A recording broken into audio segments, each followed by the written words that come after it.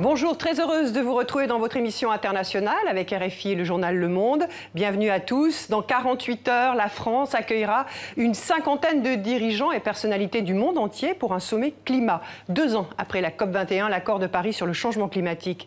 Une femme a été l'une des architectes, la cheville ouvrière de cette COP21. Elle s'appelle Laurence Tubiana. Elle participera bien sûr au sommet de Paris mardi prochain. Elle est notre invitée aujourd'hui. Alors tout de suite, pour ouvrir cette émission, notre rubrique instantanée, vous allez découvrir un court extrait d'une bande-annonce d'un film. C'est la suite du célèbre documentaire Une vérité qui dérange sur les dérèglements climatiques. Une cause dont s'est saisi l'ancien vice-président américain Al Gore et pour lequel il a reçu le prix Nobel de la paix. Voici ce document. Les tempêtes sont de plus en plus violentes et dévastatrices. Vous voyez des déluges qui s'abattent sur la ville. Ça, c'est le réchauffement climatique. La génération suivante serait en droit de nous demander « Qu'est-ce qui vous a pris? Vous ne pouviez pas écouter ce que disaient les scientifiques? Vous n'entendiez pas les cris de la nature ?» Ne laissez personne vous dire qu'on va tous monter à bord de fusées et aller vivre sur Mars. Notre maison, c'est ici. Bonjour, Laurence Tubiana. Merci d'avoir accepté notre invitation. Alors, vous avez une phrase que vous dites souvent, « Les petites peurs tue l'esprit ». Mais quand on voit ces images et sur le dérèglement climatique, est-ce qu'il n'y a pas de quoi être terrifié? Et est-ce qu'on peut parler de catastrophisme ou alors on est vraiment au bord de la catastrophe?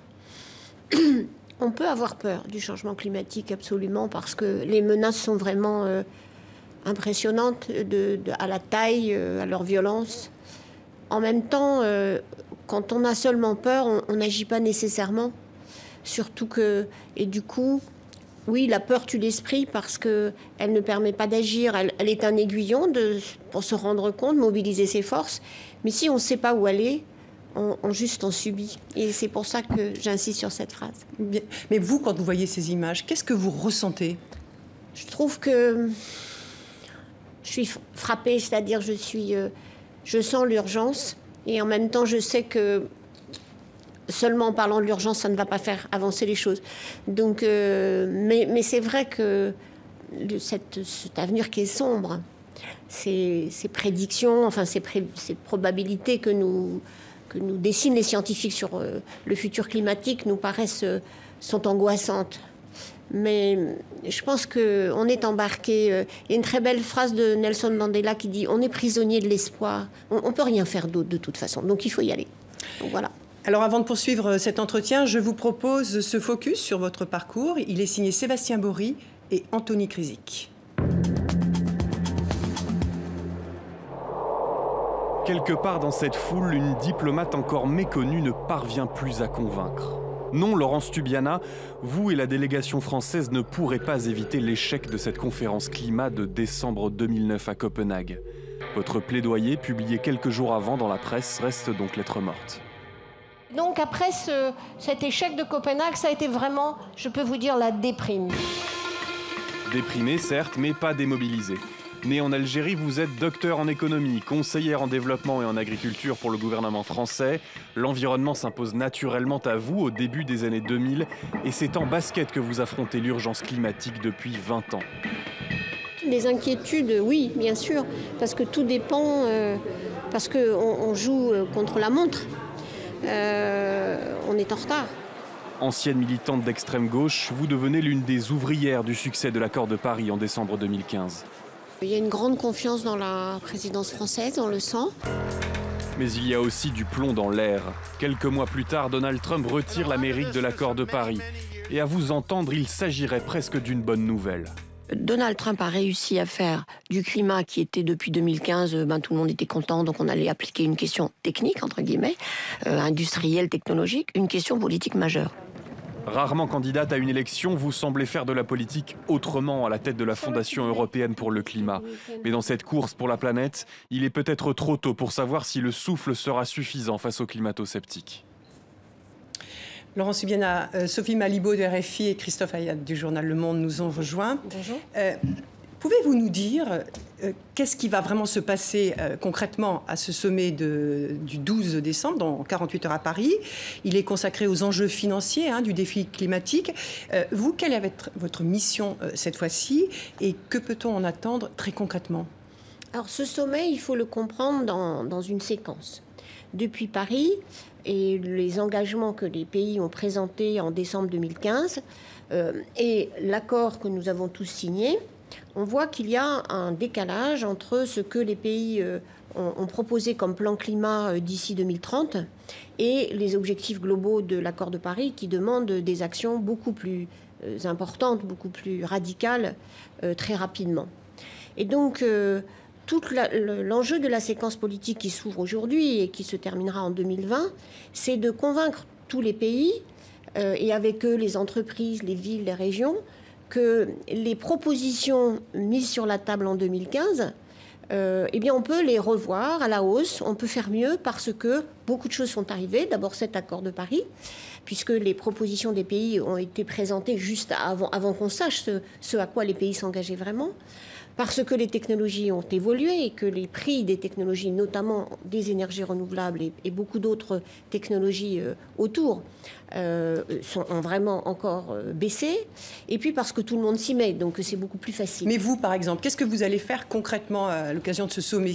Quel est votre rôle? Alors j'ai un rôle très particulier, puisque je ne suis plus dans le gouvernement, évidemment. Donc moi, ce que j'ai proposé à Emmanuel Macron, c'est de rencontrer les philanthropes, le milieu dans lequel je travaille aujourd'hui. Lesquels, par exemple? Alors, Michael Bloomberg, Bill Gates, Nat Simon, Chris Hahn, Richard Branson et quelques autres, qui vont se réunir autour du président mardi matin pour lancer un appel à ce que la philanthropie aide davantage en matière de financement pour le climat, puisque c'est le sujet du sommet. Non, très bien, mais alors là, vous parlez donc de démarches volontaristes. Maintenant, je voudrais qu'on revienne un petit peu sur ce décalage qu'il y a peut-être que vous mentionnez tout à l'heure. On a parlé, il y a 2 ans, d'un accord contraignant. On l'a présenté comme ça, un accord historique et contraignant. Est-ce qu'aujourd'hui, avec le recul, on ne peut pas dire qu'en fait, réellement, cet accord, ce texte, il n'y a rien de contraignant? On est là à attendre que les philanthropes, maintenant, je ne suis pas d'accord avec votre interprétation, évidemment. Donc, l'accord de Paris, il est contraignant sur les procédures de cet accord. Il y avait des aspects contraignants dans cet accord et des aspects non contraignants. Qu'est-ce qui est contraignant? C'est le fait que les pays remettent des contributions des plans climat, qu'ils acceptent que ces plans soient vérifiés par d'autres et que tous les 5 ans, on revienne sur la table et on accroisse l'ambition de ces plans climat. C'est ça l'accord de Paris, la partie contraignante. Donc tout le monde doit le faire. Mais quel est le sens du mot contraignant quand il n'y a pas de sanctions possibles? Mais vous savez, dans le droit international, enfin, citez-moi un accord, à part peut-être le protocole de Montréal et qui concerne juste les sanctions commerciales, les accords internationaux, parce qu'on n'a pas de gouvernement mondial et on n'a pas beaucoup de justice mondiale, ils sont quand même laissés à la volonté des États d'être corrects. D'ailleurs, il y a quelque chose de très intéressant d'ailleurs dans ce qui vient de se passer avec le retrait américain de l'accord de Paris. Bien sûr, il n'y a pas de sanctions. Mais ce qu'on voit, c'est que beaucoup de citoyens américains, et notamment certains États américains, des villes, des universités, des entreprises, des citoyens, se disent les États-Unis ont signé cet accord, peut-être que le gouvernement de Washington, à qui on a donné notre souveraineté, à qui nous représente, ne le fait pas, eh bien nous allons le faire. Et à Bonn, la délégation américaine de la vraie société, enfin c'était la COP23. Voilà, on dit, nous on va remplir les engagements américains. Donc il ne faut pas sous-estimer le caractère vraiment d'engagement que représente l'accord de Paris. Et je vois d'ailleurs que tous les pays sont en train de faire leur plan climat. Laurence Tubiana, si je comprends bien, le sommet de Paris sera il sera beaucoup question de financement et vous parliez des philanthropes. Mais moi j'ai lu cette semaine l'appel des 80 économistes à désinvestir de l'industrie carbone. Est-ce qu'on pourrait, au lieu de tout le temps rajouter de l'argent à l'argent, des financements, des investissements, des promesses, etc., parler plutôt de désinvestissement. Est-ce que ça ne serait pas plus efficace parfois? Moins d'argent pour le pétrole, moins d'argent pour... C'est ce qui se passe. C'est ce qui se passe. Enfin là, vous me demandiez ce que je faisais. Moi, je fais un tout petit bout de ce sommet, puisque c'est pas moi qui suis en charge. En revanche, vous verrez que mardi, il y aura beaucoup d'annonces sur ces désinvestissements. Il y a beaucoup de fonds d'investissement qui vont venir dire qu'ils ne feront plus d'énergie fossile dans un laps de temps déterminé, certains tout de suite. C'est le cas... alors, je ne peux pas dévoiler les annonces parce que ça se passera mardi. Mais donnez-nous des pistes, peut-être. Ben voilà, il y a plus de 100 très grands investisseurs institutionnels qui vont déclarer qu'ils n'investiront plus dans les énergies fossiles. Ils désinvestissent. Et puis, il y aura d'autres annonces de ce type, des grandes compagnies d'assurance qui vont montrer qu'elles aussi, elles vont laisser complètement le charbon et les hydrocarbures. Donc, en fait, le mouvement majeur, il est là. De même, ce qui est très important, c'est que on arrive à, dans tous les pays, rendre obligatoire, et sinon de faire que les entreprises s'engagent à publier le risque carbone, c'est-à-dire en quoi elles sont, au fond, très liées à cette consommation d'énergie fossile. Alors justement, parlons des énergies renouvelables. La France qui a organisé la COP21, qui organise ce sommet climat, elle est en queue de peloton en ce qui concerne ces énergies renouvelables. Est-ce qu'elle ne devrait pas être exemplaire, justement? Et pourquoi elle l'est d'ailleurs en queue du peloton? Alors pour des tas de raisons, en partie parce que c'est vrai qu'on a cette grande partie de l'électricité qui est fournie par le nucléaire et qu'il faut arriver à trouver ce que me semble être la direction qui est aujourd'hui recherchée, la combinaison entre cette énergie nucléaire et les renouvelables et les rendre compatibles entre elles. Ce qui, il y a 10 ou 15 ans, ou même 5 ans, paraissait invraisemblable, ça paraissait alternatif. Où on avait du nucléaire, où on avait des renouvelables. Il me semble que là, la réflexion porte là-dessus. Il y a surtout que les émissions... et puis, c'est essentiellement les émissions de transport qui sont liées au transport qui augmentent en France. Les camions, les marchandises, les voitures, c'est ça qui augmente. Et donc, c'est pour cela que je crois que l'électrification ou le mouvement vers une mobilité sans carbone est très importante aujourd'hui pour des pays. Dans les renouvelables, justement, Laurence Tubiana, la France a un peu raté le coche du solaire, qui a été pris par d'autres pays, l'Allemagne, la Chine, etc. Et maintenant, on a l'impression que c'est l'éolien qui est en train d'être raté pour tout un tas de raisons réglementaires, au sol, en mer, etc. Est-ce que c'est impossible de mettre en place une filière renouvelable un peu sérieuse en France? Moi, je crois pas. Je crois pas. Il faut quand même, il faut prendre des décisions, il faut simplifier les procédures. Je crois quand même que sur l'éolien offshore, on va y arriver. Alors, l'éolien onshore, c'est vrai qu'il y a des tas de conflits sur le paysage, des gens qui ont des visions différentes, mais il faut qu'on y arrive. Il faut que les citoyens réfléchissent sur... Parce que c'est ça le problème. Les particuliers, les citoyens sont assez rétifs à l'implantation des éoliennes, etc. Voilà. Oui, comment les convaincre? C'est pas vrai partout, et en même temps, justement, d'où l'effort, de ce que je comprends, de développer l'éolien offshore, notamment dans les zones... C'est-à-dire en mer. En mer. Oui, en mer. Et là, vous pensez que ça va aller beaucoup plus facilement? Oui, c'est plus cher, c'est plus difficile, mais les coûts de cet éolien en mer sont en train de vraiment de baisser, parce que beaucoup de pays s'y sont lancés, nous aussi. Mais c'est vrai que la France doit se mobiliser vraiment beaucoup sur les énergies renouvelables. Oui, mais Laurence Tubiana, vous disiez que sur le nucléaire, vous trouvez que ça va dans le bon sens, mais il y a eu des annonces du gouvernement qui ont plutôt ressemblé à une reculade sur ce plan-là. Est-ce que ça ne va pas un peu décourager les acteurs des énergies renouvelables? Je crois qu'on va voir, puisqu'on va attendre la manière dont le gouvernement, et Nicolas Hulot en particulier, met en place ce plan climat. Bon, il faut lui faire crédit. Il a dit qu'il allait le faire. Le plan climat est plutôt... Le plan zéro carbone ou carbone pour 2050 est plutôt bien fait. Maintenant, il faut voir. Alors, on verra. Et j'espère que ça va marcher. En tout cas, il faut tout faire pour qu'on tienne cette feuille de route qui est bien faite.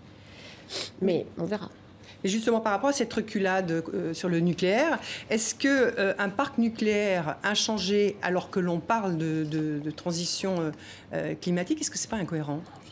Moi, je crois qu'il faut beaucoup réfléchir à... Bon, après, il y a des choix sur quel est le bouquet énergétique qu'on choisit, dans un moment où, pour l'instant, la consommation d'énergie électrique en France, elle n'augmente pas. Elle est plutôt en train de diminuer. Sans doute, elle va réaugmenter, si on électrifie le transport, en particulier donc les voitures. Mais pour l'instant, c'est vrai qu'on n'a pas besoin de tant d'électricité en France que ça.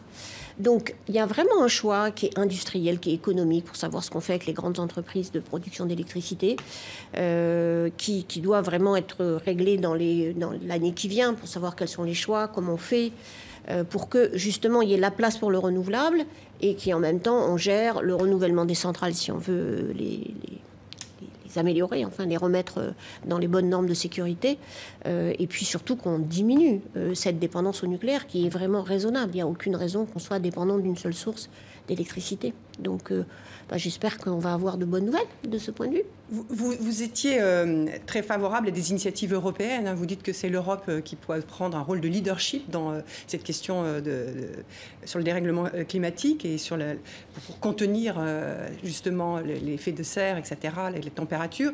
Mais aujourd'hui, on a plutôt le sentiment que l'Europe rate souvent le coche. Puis en plus, il y a ces problèmes politiques de l'Europe aujourd'hui avec ce qui se passe en Allemagne. Et toutes les réglementations sont plutôt pas très favorables aux règlements.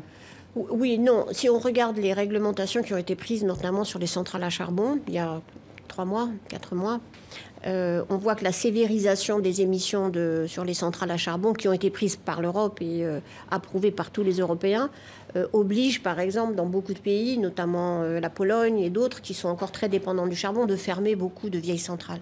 Donc, de même sur les transports, la sévérisation des standards d'émissions de voitures fait qu'on est en train d'ouvrir vraiment très largement la porte. Oui, mais même sur les voitures, on voit bien que les normes qui sont mises en avant, là, le projet législatif de la Commission européenne, il est très en deçà par rapport aux objectifs qui sont fixés. Oui, en même temps, s'il est appliqué, c'est vrai, hein, et ma fondation et d'autres, on fait une campagne pour avoir des standards plus élevés, plus sévères. Mais en pratique, cette mesure, si elle est bien appliquée, c'est-à-dire si les constructeurs ne trichent pas, donc si on vérifie qu'ils ne trichent pas. Alors qu'ils ont beaucoup triché déjà, voilà, exactement. On le sait. Et donc les nouvelles formes de vérification pour qu'on soit sûr qu'ils ne trichent pas, de fait, ouvrent la voie très largement pour les véhicules électriques. Et d'ailleurs, du coup, les constructeurs, Tesla et autres, ont été très contents. Laurence Tubiana, justement, c'est quoi la solution? C'est ce que, par exemple... c'est fixer des dates, comme Anne Hidalgo l'a fait pour Paris, en disant à partir de 2025-2030, plus de voitures à essence dans Paris. Oui, moi je crois que ces dates, pourquoi? Parce qu'ensuite les constructeurs font leur travail, quoi. Ils disent, il faudra qu'à telle date on soit prêt. Donc ces effets d'annonce précises, si elles sont crédibles, et sur le véhicule électrique aujourd'hui, vraiment, les constructeurs y croient, eh bien ça a cet effet d'entraînement. Et du coup, on voit d'ailleurs, hein, je ne suis pas une spécialiste d'automobile, mais le dernier grand salon automobile en Allemagne, il y avait un nombre de véhicules électriques, enfin de modèles impressionnants, alors que 2 ans après, c'était quasiment tabou. Donc, je pense que ces dates, et le plus rapproché possible, bien sûr, il faut qu'elles soient réalistes quand même, sont très importantes. Donc, je trouve en plus que ce qu'il y a de très intéressant, c'est que les villes peuvent avoir un rôle de transformation sur le transport complète, très important, comme Anne Hidalgo le fait. Oui, pour revenir un instant sur les centrales à charbon, la France est blâmée pour aider certains pays à améliorer leurs centrales déjà existantes. Est-ce que c'est pas paradoxal les améliorer pour qu'elles polluent moins? Au niveau du développement, au Sénégal par exemple, la France est intervenue pour améliorer les choses. Il y a un débat qui est valide, hein, l'Agence française de développement, oui. je préside son conseil d'administration, n'investit plus du tout dans aucune nouvelle centrale à charbon. Ça, cette décision a été prise en 2013. Bon, après, se pose une vraie question, et je dois dire, on n'a pas encore tranché sur ces projets, enfin sur un des projets qui sont aujourd'hui critiqués par les organisations non gouvernementales, et c'est très bien, hein, qu'il y ait un débat là-dessus. Qu'est-ce qu'on fait, comment on oriente l'aide au développement? Moi, j'en suis ravie. Mais il y a vraiment une question d'opportunité. Est-ce qu'au fond, on laisse se dépenser inutilement la chaleur produite par une centrale à charbon en Chine, ou est-ce qu'on aide, on prête, puisque la Chine, on ne l'aide pas évidemment, on prête pour que cette chaleur soit utilisée au lieu de ne servir à rien? C'est une vraie question. À ce stade, je pense que c'est utile de ne pas laisser perdre cette chaleur et de permettre à une autre centrale à charbon de fermer parce qu'elle ne servira plus au chauffage. Mais c'est un vrai débat. C'est un vrai débat. C'est un vrai débat.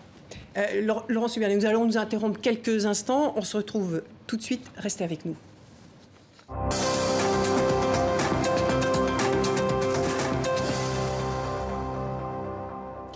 Laurent Stubiana, merci d'être l'invité d'International avec RFI et en partenariat avec le journal Le Monde.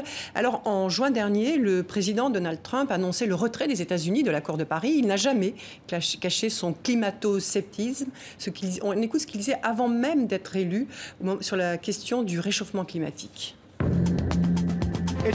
Il est censé faire 21 degrés et on gèle ici.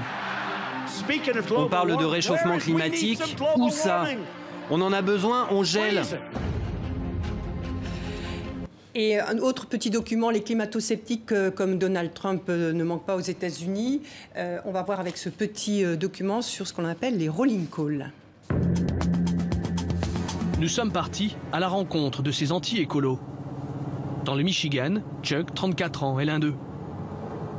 Cette passion s'appelle le rolling call. Traduisez, charbon roulant.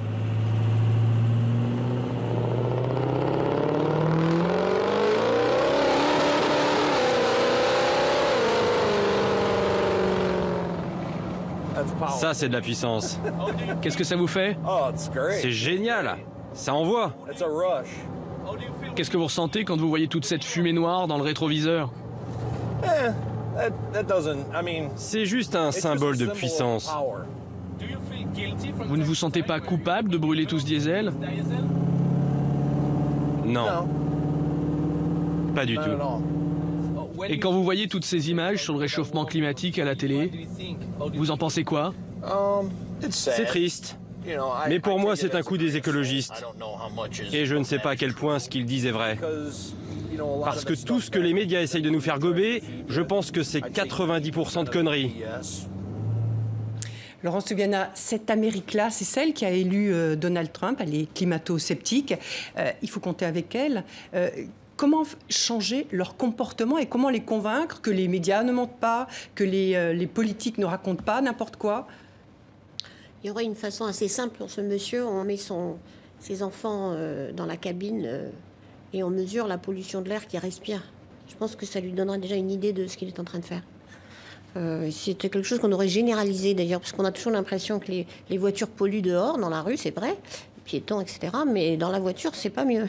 Donc je trouve qu'on devrait lui proposer de mesurer la qualité de l'air de sa voiture avec ses enfants, s'il en a. Est-ce que vous pensez, Laurent Stubiana, qu'il y a vraiment un défaut de compétence totale dans l'équipe de Donald Trump, ou alors c'est simplement de la mauvaise foi assumée parce que... Oui, c'est de la mauvaise foi assumée. D'abord, il y a une équipe autour de lui où il y a d'ailleurs les négociateurs du climat qui... Enfin, il en a encore, sont des gens tout à fait compétents. Mais c'est délibéré, c'était préparé. Il y a quand même beaucoup de fondations, de moyens de communication qui ont préparé ce climato-scepticisme. C'est pas récent, c'est plus de 15 ans de préparation. On l'a vu juste avant Copenhague, lorsque notamment les institutions et les moyens de communication qui étaient financés par de grandes richesses pétrolières aux États-Unis ont commencé à semer le doute de façon tout à fait organisée. Il y a un livre formidable d'une politologue américaine, Naomi Oreskes, qui s'appelle « Les marchands du doute » et qui montre de façon intéressante que ceux qui sont les climato-sceptiques aujourd'hui sont les mêmes scientifiques, entre guillemets, qui dénonçaient le lien entre les cancers du poumon et la consommation de tabac. Oui. Donc tout ça est bien organisé, ça fait plus de 15 ans que ça dure, avec beaucoup d'argent, plusieurs milliards de dollars ont été dépensés dans cette communication, et les gens sont arrivés très préparés. Scott Pruitt, il est arrivé très préparé à ses fonctions.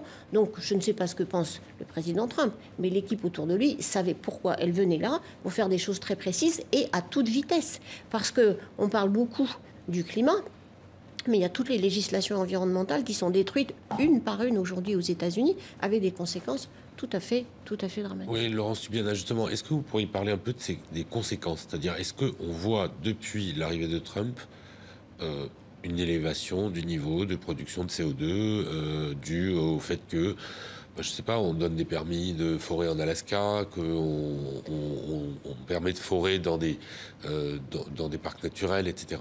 Alors, pour ce qui concerne les émissions américaines, c'est un peu trop tôt. D'abord parce qu'elles étaient de toute façon orientées à la baisse, tout simplement parce qu'il y a ces amélioration des renouvelables, parce qu'il y a beaucoup d'États importants, comme la Californie et d'autres, ou l'État de Washington, ou même l'État de New York, qui vont dans ce sens. De toute façon, l'économie américaine, elle va dans le sens de moins de charbon. D'abord, le charbon est pas du tout rentable. Ça s'est remplacé par du gaz. Et il se trouve que, par ailleurs, il y a une amélioration des technologies. Donc, on ne le voit pas encore. Et la remontée des émissions auxquelles on a assisté cette dernière année en particulier, elle vient de la relance de la croissance chinoise. Mais donc, pour l'instant, non. Mais bien sûr que s'il n'y a pas de renversement de la politique américaine, disons, à l'échéance des nouvelles élections présidentielles, là, on verra l'impact, bien sûr. C'est quand même, le deuxième émetteur mondial. Hein. Notamment sur les 2 degrés, l'objectif qui a été fixé sur...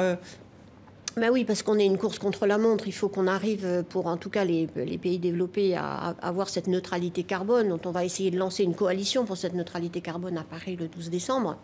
Et il y a un certain nombre de pays qui disent, comme la France, comme d'autres, les Pays-Bas, l'Éthiopie, on veut diminuer drastiquement nos émissions d'ici 2050.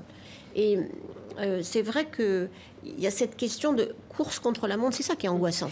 Laurence Toubiana, par exemple, les incendies en Californie actuellement, pour vous, est-ce que c'est absolument une manifestation du réchauffement climatique? C'est sans aucun doute? Ou est-ce qu'on a encore des doutes? On n'a pas de doute. C'est toujours des probabilités. Mais en revanche, ce qu'on constate, c'est beaucoup d'années de sécheresse consécutives qui font que ces incendies, on ne peut pas les arrêter.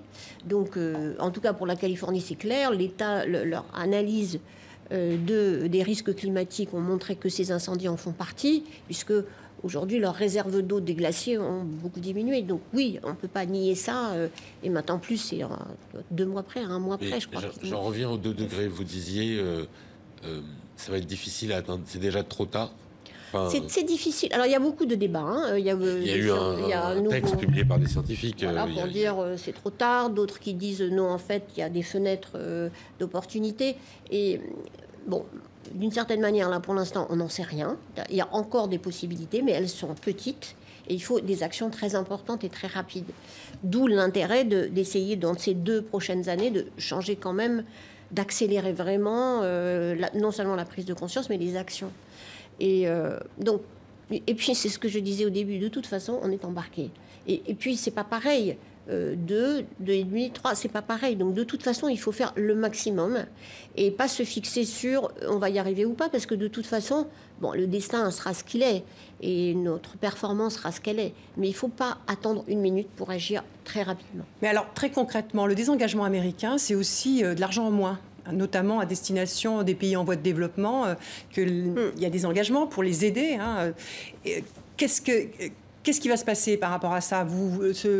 On sait que le président Macron a dit qu'il ne manquerait pas de l'argent, notamment aux groupes d'experts internationaux. Mais comment compenser ce manque? Alors, c'est pas facile. En même temps, l'argent public américain, dans cette fameuse fourchette des 100 milliards qui sont à la fois composés de public et privé, donc dont on est assez proche. Hein, les évaluations de l'OCDE tournent aujourd'hui autour de, on est à 80 ou 85 milliards. Mais ça devait être plancher, les 100 milliards. Et puis que ça devrait augmenter.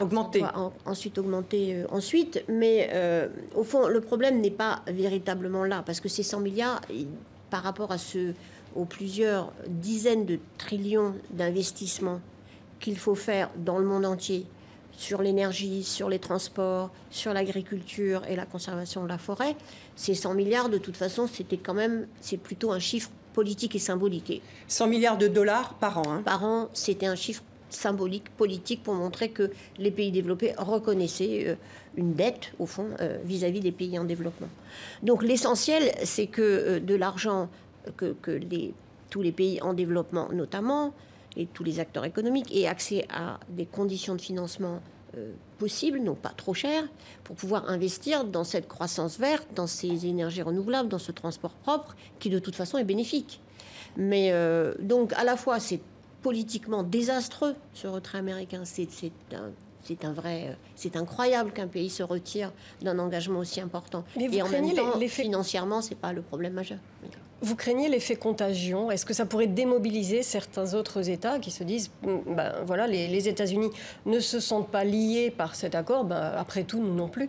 J'avais peur de ça, bien sûr. Mais ce qu'on a vu, au fond, depuis un an, c'est le contraire. On n'a vu aucun pays se dégager de l'accord de Paris. Au contraire, ils ont tous signé et ratifié, puisque maintenant, je crois qu'il n'y a plus que les États-Unis qui sont en dehors. Bon, il y a encore des pays qui n'ont pas ratifié, je crois que c'est le cas de la Turquie. Je ne vais dans aucun pays, même avec des capacités vraiment très différentes, où les pays ne sont pas engagés dans leur action. Alors, elle est plus ou moins solide, plus ou moins ambitieuse. Et on a vu, par exemple, de très grands pays comme la Chine ou l'Inde dire qu'ils allaient non seulement continuer, mais prendre un certain leadership dans cette bataille.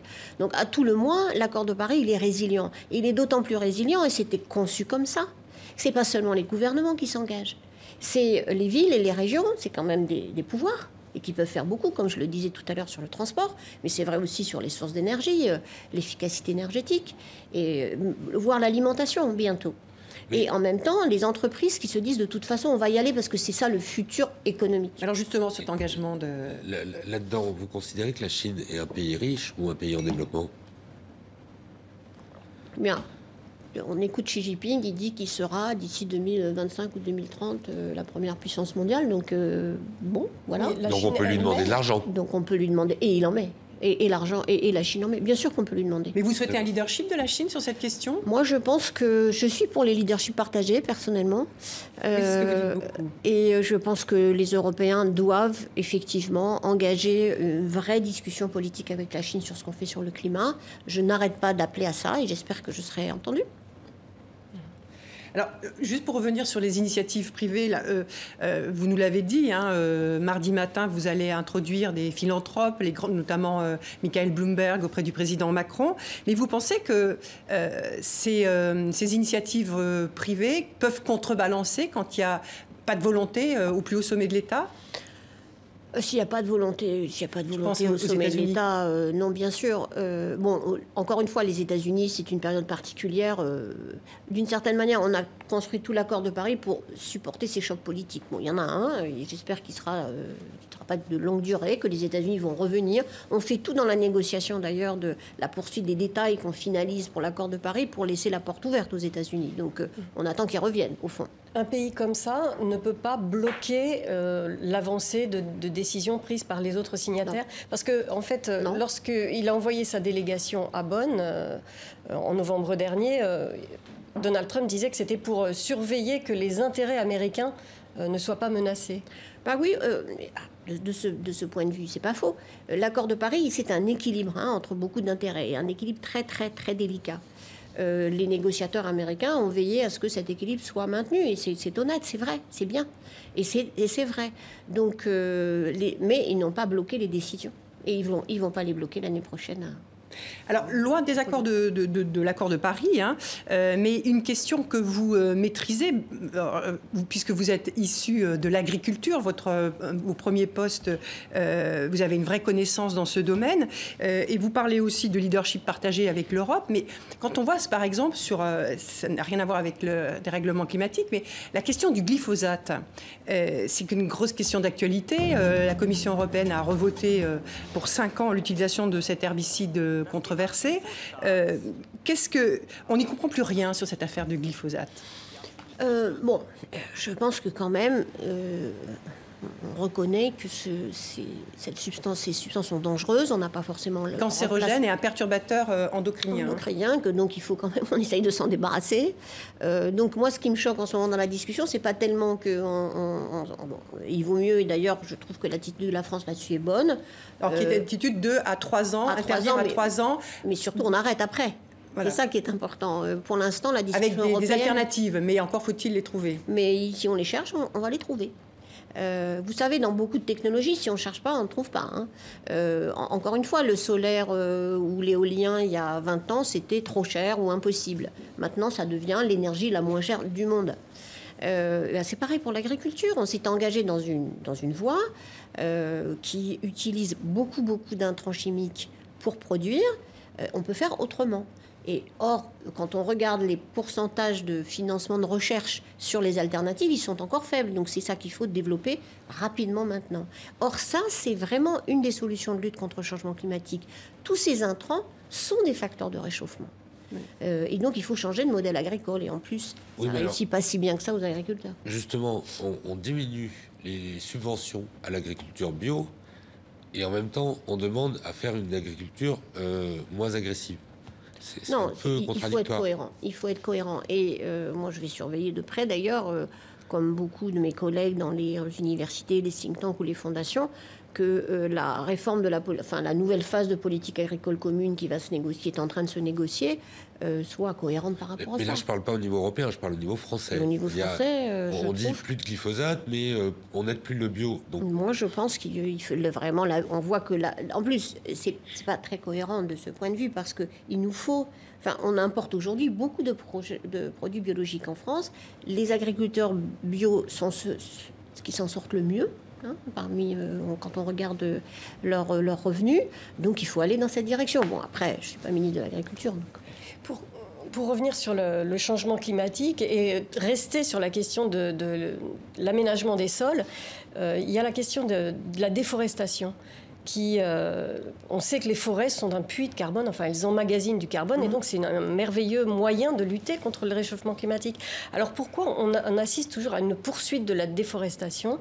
Qu'est-ce qui manque pour l'empêcher? Parce que je crois qu'en 2016, elle a augmenté, la destruction de forêts a augmenté de 50%.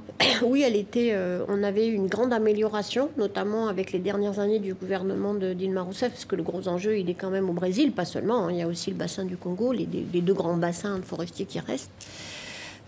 C'est très difficile de lutter contre la déforestation parce qu'il y a beaucoup d'activités. D'abord, il y a beaucoup d'activités illégales de forêt.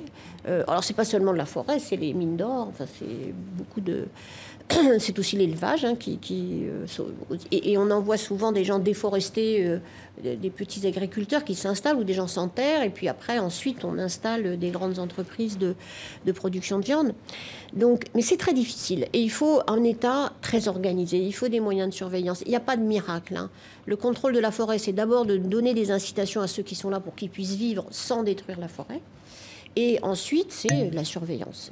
Et c'est ça qu'il faut remettre. Il n'y a pas un manque de volonté quand on voit en Afrique, par exemple, au Cameroun, en Côte d'Ivoire, on plante du cacao à la place des forêts. Et donc, c'est l'État qui en bénéficie. C'est pour ça que là, je ne vois pas de solution. Alors, il y a des choses bien qui se passent. La certification des produits forestiers pour qu'on soit sûr que le bois qui est vendu ne soit pas le résultat de la déforestation. Pareil pour les plantations d'huile de palme aujourd'hui en Indonésie. Donc on peut faire des choses du point de vue des marchés et de la consommation. Mais s'il n'y a pas une volonté politique, c'est pas possible. Donc il faut que les gouvernements soient cohérents, et quand ils sont pas cohérents, il faut le dire. Laurence Subiana, vous venez de parler de l'Indonésie. Alors je vous propose cet extrait d'un document qui a été réalisé en Indonésie, sur l'île de Java. Il vous a marqué et je voudrais que nous en regardions un extrait.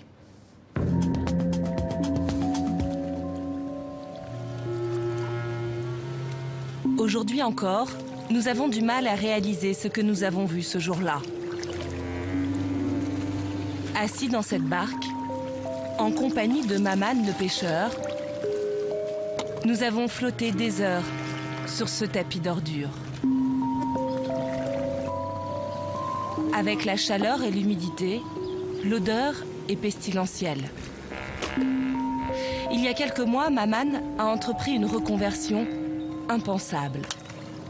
Aujourd'hui, il ne pêche plus de poissons, mais du plastique. Avant, il y avait beaucoup de poissons et ça nous suffisait pour vivre. L'eau était propre. Maintenant, il n'y a plus de poissons du tout. La rivière, c'est devenu une poubelle. Sans aucune protection, toute la journée, il plonge ses mains dans ce bouillon de pollution. Ces petites bulles qui apparaissent à la surface, c'est la putréfaction des ordures. Laurence Subiana, l'Indonésie est signataire de la COP21, mais c'est aussi le 8e émetteur mondial de gaz à effet de serre. On se demande, quand on voit ces images, quand on entend ces témoignages, on se dit que le chemin va être extrêmement long. Oui, c'est long. Non, c'est des images très impressionnantes. Et puis en plus, si on pense aux océans de plastique qu'on voit dans les océans, c'est une énorme bataille, mais c'est aussi... On vous sent un peu secoué, bouleversé par ces images. Oui, c'est parce qu'on voit 2 siècles de développement complètement aberrant. Ça a fait beaucoup de bien aussi. Hein. Les gens mangent mieux, la durée de vie a été prolongée. Il y a des choses positives, évidemment, qui se sont passées. Mais c'est renverser complètement un modèle par un autre. Bon, ça se fait pas comme ça. Une révolution industrielle, ça arrive pas comme ça. Ça se fait jamais dans la douceur non plus. Donc c'est vrai que c'est frappant.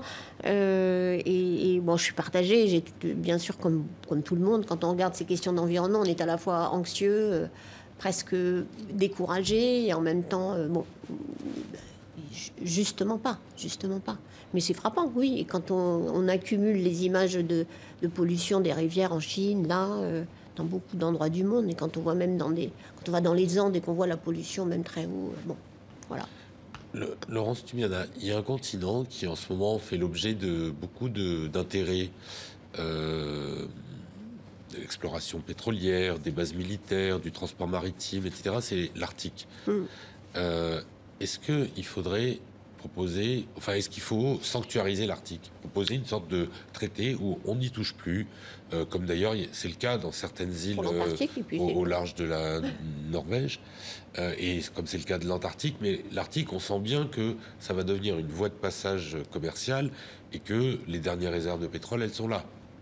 Alors, c'est très important d'arriver, c'est pas facile, à sanctuariser et à arrêter la prospection d'hydrocarbures dans l'Arctique. Et ma fondation, d'ailleurs, avec d'autres, on finance toutes les actions possibles pour essayer d'arrêter cette folie, dont on sait que c'est un milieu très fragile, que c'est très dangereux d'exploiter le pétrole là, parce qu'on aura des fuites, on aura beaucoup de...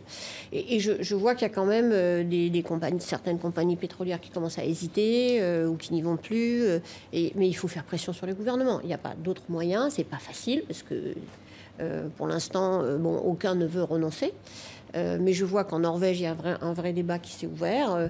Ce sera évidemment plus difficile en Russie, mais au Canada. Mais il faut absolument... ça me paraît une frontière d'action extrêmement importante.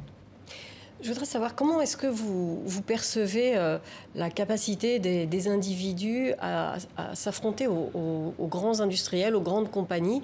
On a vu la semaine passée un fermier péruvien porter plainte contre le géant énergétique de l'Allemagne, et cette plainte a été jugée recevable. Donc lui, il craint que ces terres disparaissent sous les eaux d'un glacier dans les Andes. La plainte est jugée recevable. Vous trouvez que c'est anecdotique ou que c'est quelque chose, c'est un précédent important? Non, pas du tout. Vous savez, les individus, surtout quand ils s'organisent, peuvent faire beaucoup de choses. Mais c'est comme ça aussi que les changements arrivent. On le voit dans l'histoire à tous les moments.